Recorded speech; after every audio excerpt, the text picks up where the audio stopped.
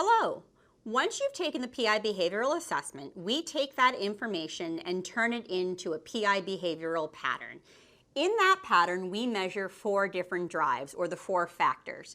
They are A, dominance, the drive for influence on people and events; B, extroversion, the drive for social interaction; C, patience, the drive for consistency and stability; and D, formality, the drive for rules and structure. Understanding each one of these 4 drives will help us better understand a person and how they operate in the workplace.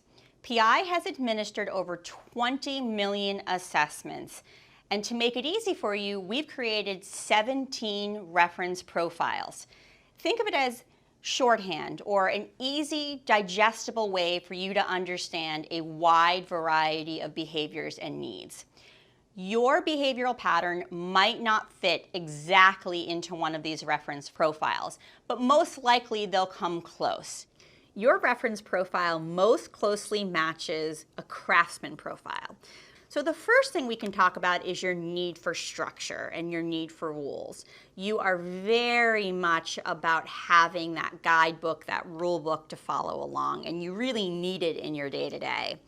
You also are more reserved, so you're much more analytical, you're more technical. For you, it's very much about the things, the tactical things that you need to have. You also have patience in your pattern, so you are someone that likes to take those things and look at them over and over and over again. You also have slightly lower dominance, so what that tells us is that you are a team player and you definitely think about the team. You'd prefer to work as part of a team, but that structure at the end of the day is really what guides your role on that team. You very much want to make sure that you have that process in place. Some areas of strengths are your ability to be that subject matter expert, right? So someone who can really protect their craft and perfect what they do. For you, it's all about knowing all the important pieces of a subject and then becoming that expert on that subject.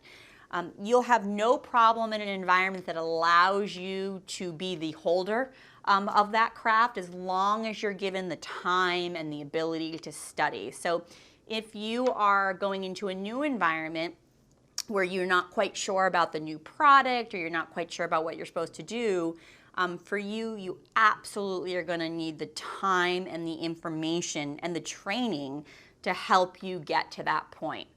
So some challenges that come along with the craftsman pattern are that because you need so much information and because you so want to be that subject matter expert, if you're put into an environment where you're not given those opportunities, that's going to become really stressful for you.